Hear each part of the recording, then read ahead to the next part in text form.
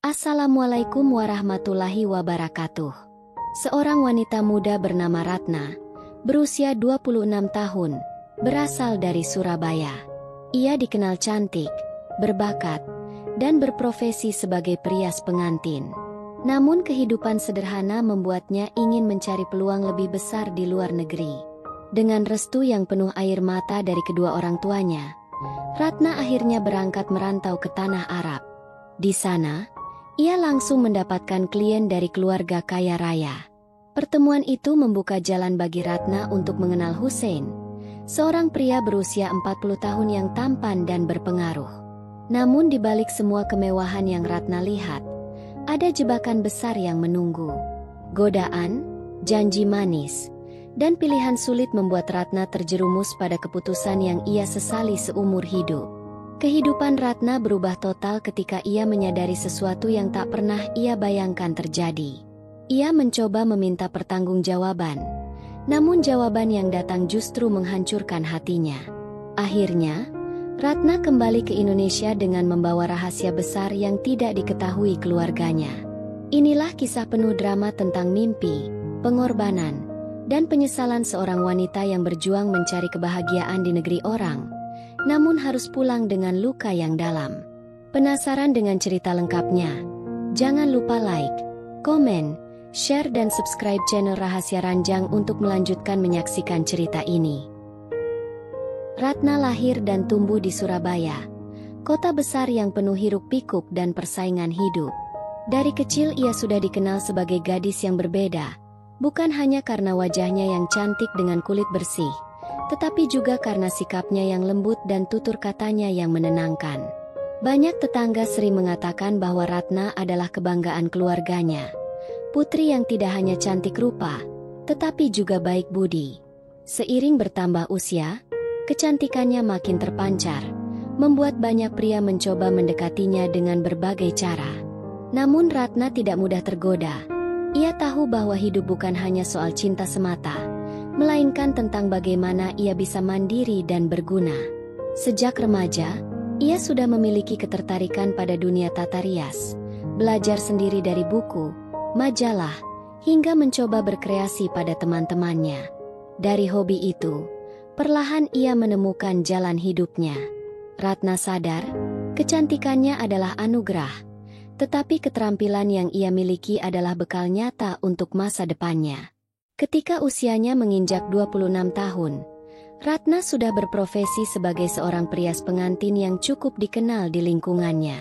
Tangannya yang lembut seakan punya keajaiban, mampu mengubah wajah biasa menjadi begitu anggun di hari pernikahan. Banyak pengantin merasa puas dengan hasil karyanya, bahkan tak jarang keluarga mereka ikut memberikan pujian. Semua itu membuat Ratna semakin yakin bahwa ia berada di jalur yang tepat. Namun, di balik senyuman setiap klien, Ratna sering merenung di malam hari. Ia melihat kehidupan orang lain yang tampak lebih mapan, lebih kaya, dan lebih terjamin, sementara dirinya masih hidup sederhana. Meski demikian, Ratna tidak pernah mengeluh, karena ia percaya setiap orang memiliki waktunya masing-masing untuk bersinar. Cita-citanya sederhana, ia hanya ingin sukses agar bisa membahagiakan orang tua yang sudah banyak berkorban untuknya. Orang tua Ratna adalah pasangan sederhana yang tinggal di rumah kecil di Surabaya. Ayahnya seorang pekerja keras, sementara ibunya seorang ibu rumah tangga yang penuh kasih. Mereka bangga memiliki putri sebaik Ratna, tetapi sekaligus khawatir akan masa depannya. Setiap kali melihat Ratna merias pengantin, ibunya selalu berdoa dalam hati agar kelak anaknya menemukan kebahagiaan sejati. Namun Ratna tahu, hidup di kota besar tidaklah mudah. Persaingan semakin ketat, harga kebutuhan semakin tinggi, dan ia merasa penghasilannya sebagai perias belum cukup untuk membuat perubahan besar dalam hidupnya. Dalam hatinya, Ratna menyimpan harapan besar. Suatu hari nanti ia ingin memiliki usaha sendiri, salon besar yang bisa membuka lapangan kerja bagi orang lain. Tetapi untuk mewujudkan itu semua, ia sadar butuh keberanian dan peluang yang lebih luas. Suatu sore, Ratna mendapat kabar mengejutkan dari seorang teman dekat yang juga berprofesi sebagai perias pengantin. Temannya baru saja pulang dari Arab, membawa uang dalam jumlah yang sangat besar. Cerita itu membuat hati Ratna bergejolak. Ia membayangkan bagaimana jika dirinya bisa merantau, bekerja di negeri orang, lalu kembali dengan kesuksesan yang nyata. Bayangan itu terus menghantuinya, membuat malam-malamnya penuh dengan renungan panjang.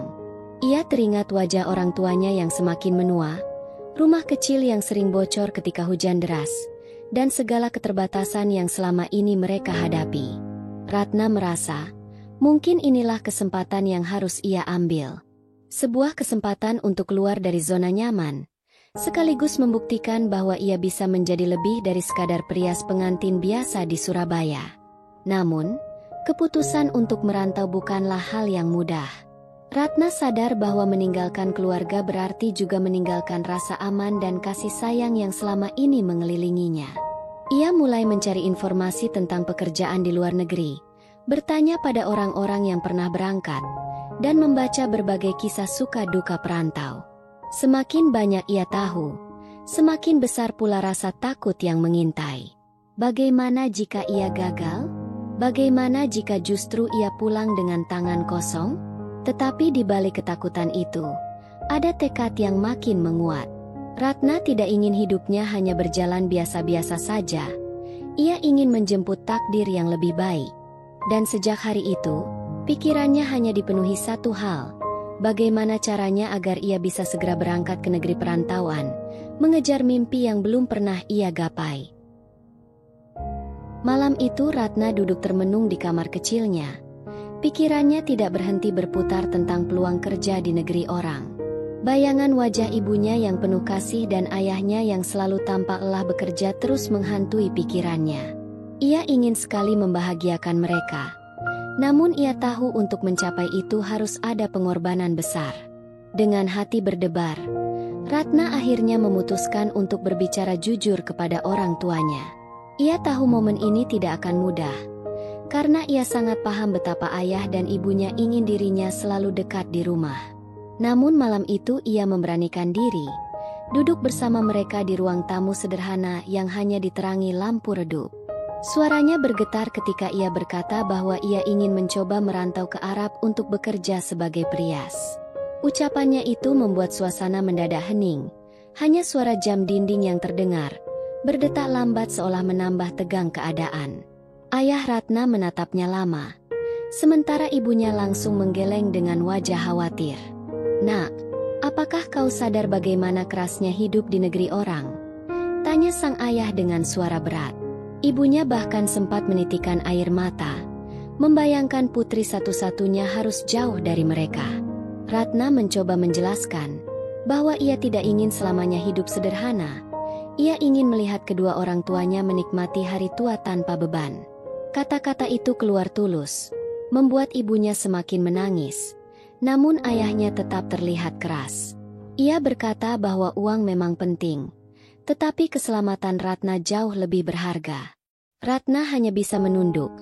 Namun dalam hatinya ia tahu bahwa ini bukan sekadar keinginan, melainkan panggilan yang harus ia jalani. Ia berusaha meyakinkan dengan kalimat demi kalimat, meski dadanya terasa sesak.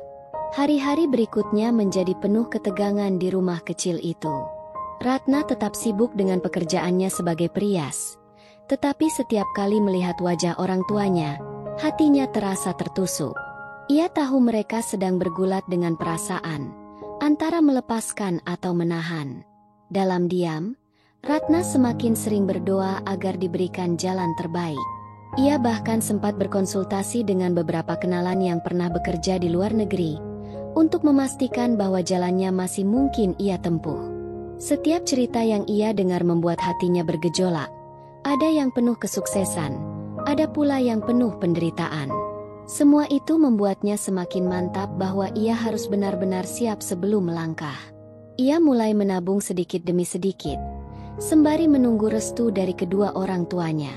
Suatu malam, Ratna kembali memberanikan diri untuk berbicara, kali ini dengan lebih tegas dan penuh keyakinan.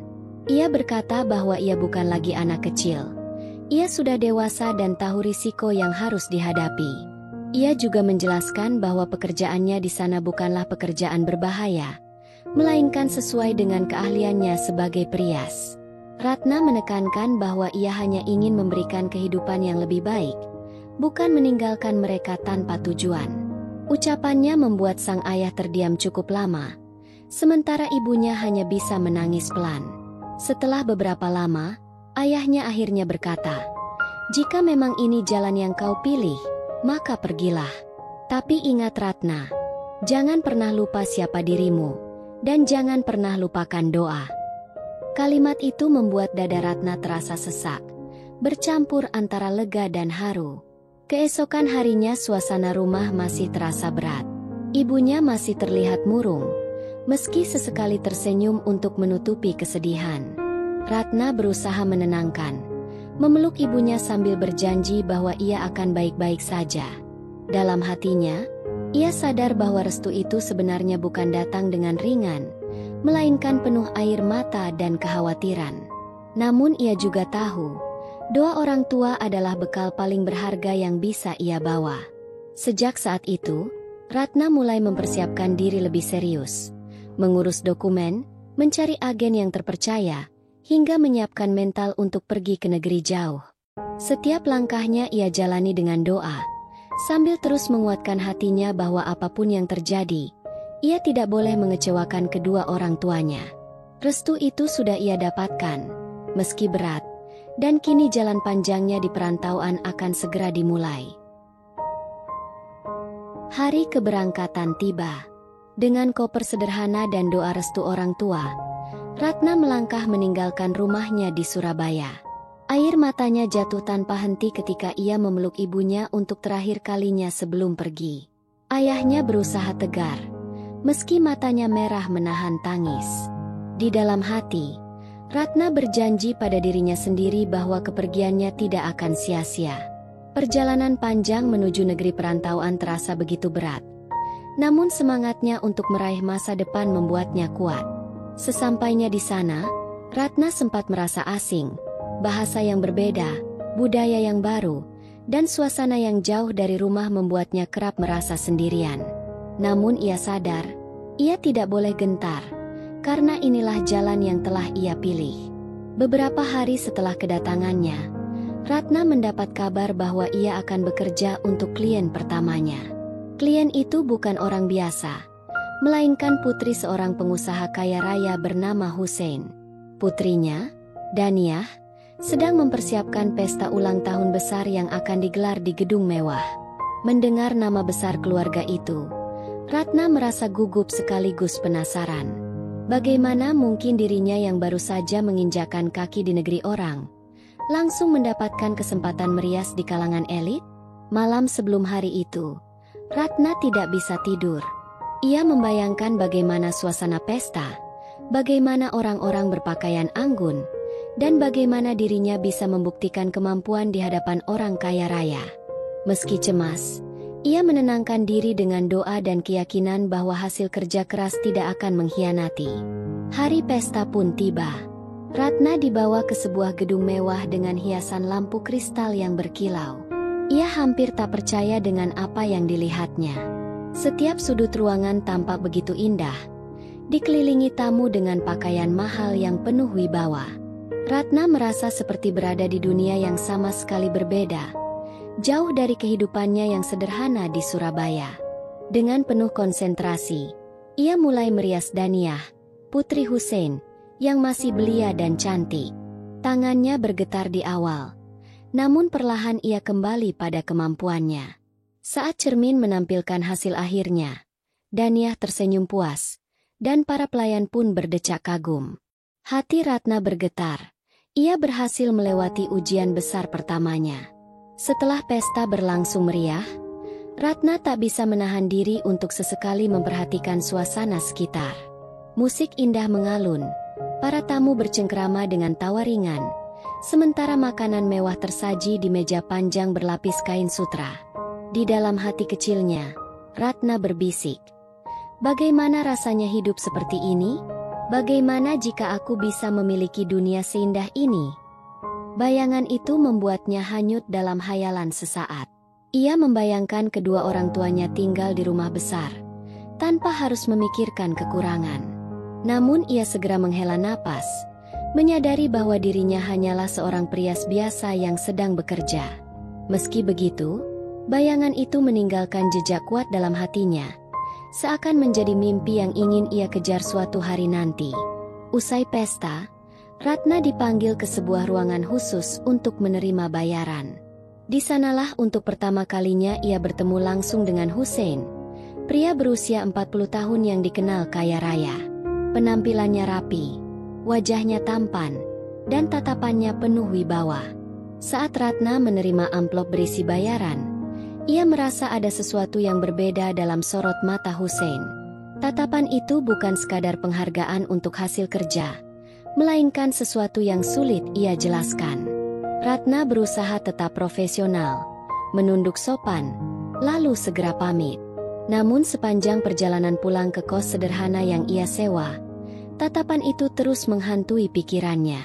Malam itu, Ratna berbaring di tempat tidur kecilnya, memikirkan banyak hal. Ia tidak tahu, pertemuan singkat itu akan menjadi awal dari perubahan besar dalam hidupnya.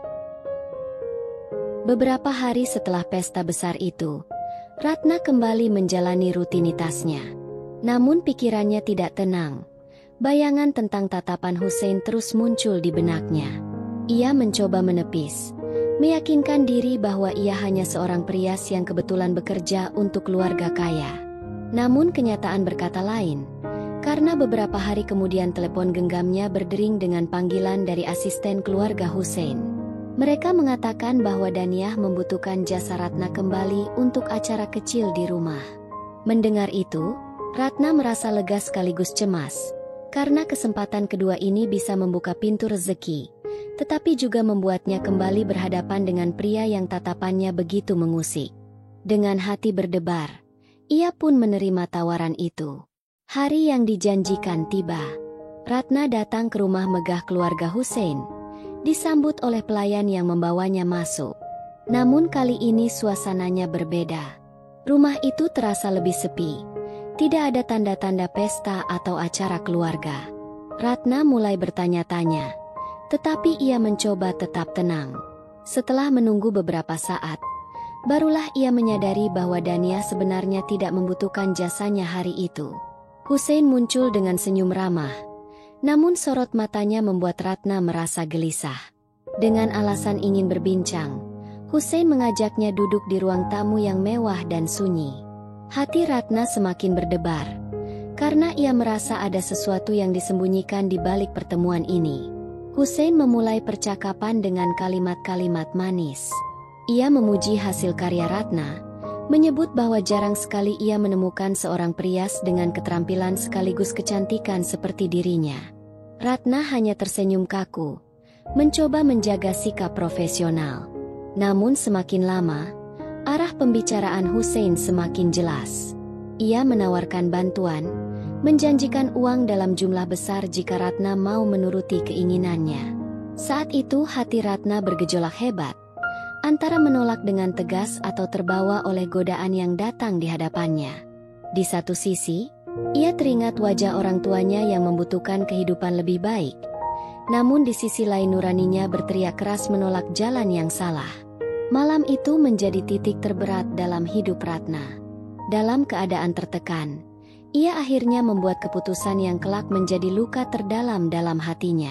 Setelah pertemuan itu, Ratna pulang dengan langkah gontai. Wajahnya muram dan hatinya penuh sesal.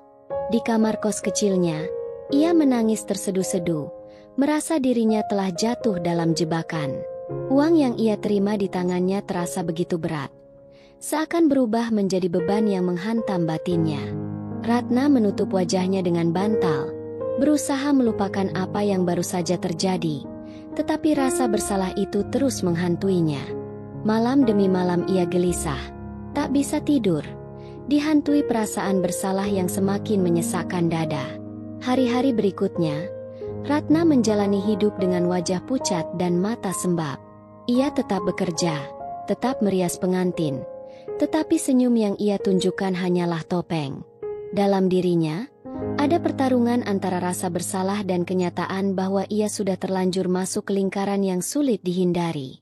Setiap kali ia mengingat peristiwa malam itu, air matanya jatuh tanpa bisa ditahan.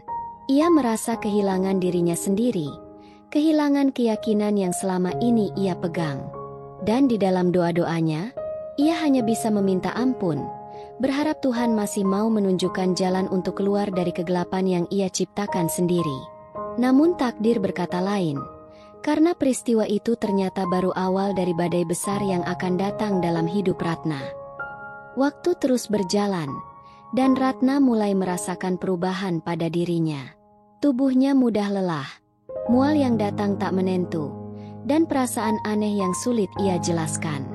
Hingga akhirnya, sebuah kenyataan pahit menghantamnya. Ratna sedang mengandung. Malam itu ia menangis begitu keras. Tubuhnya gemetar memeluk diri sendiri di kamar kos yang sempit. Rasa bersalah yang sudah menumpuk kini semakin menjerat hatinya. Ia tahu bahwa kabar ini tidak bisa ia sembunyikan selamanya. Dan satu-satunya orang yang harus ia hubungi adalah Hussein. Dengan keberanian yang tersisa, ia mengetik pesan panjang di telepon genggamnya, berharap pria itu bersedia bertanggung jawab. Namun balasan yang datang membuat hati Ratna hancur berkeping-keping. Hussein menjawab dengan dingin, tanpa empati, tanpa rasa bersalah. Jika benar kau mengandung, titipkan saja anak itu di panti. Jangan bawa-bawa aku lagi. Kalimat itu membuat dunia Ratna runtuh seketika. Ia terdiam, matanya membesar, lalu air mata jatuh deras tak terbendung. Harapannya untuk menemukan pertanggungjawaban sirna begitu saja. Rasa sakit di hatinya jauh lebih dalam daripada rasa takut yang ia bayangkan sebelumnya. Malam itu, Ratna berlutut di lantai, berdoa dengan suara parau, memohon agar Tuhan menguatkan langkahnya di tengah kegelapan yang semakin pekat. Beberapa minggu berikutnya, Ratna menjalani hari-harinya dengan penuh kegelisahan. Ia masih bekerja, masih melayani klien, namun senyumnya semakin pudar. Orang-orang hanya melihat Ratna sebagai perias yang anggun, tanpa mengetahui badai besar yang sedang ia hadapi. Setiap kali ia melihat cermin, Ratna merasa asing dengan dirinya sendiri. Ia seperti kehilangan cahaya yang dulu selalu memancar dari matanya. Ketika rasa sesal semakin menumpuk, ia mulai berpikir tentang jalan pulang. Mungkin satu-satunya cara adalah kembali ke Indonesia, meski tanpa membawa kebenaran yang sesungguhnya pada keluarga. Pilihan itu berat, tetapi Ratna tahu, ia tidak bisa selamanya hidup dalam kebohongan di negeri orang. Akhirnya, Ratna benar-benar memutuskan untuk kembali ke tanah kelahirannya. Ia meninggalkan negeri yang sempat memberinya harapan sekaligus luka terdalam.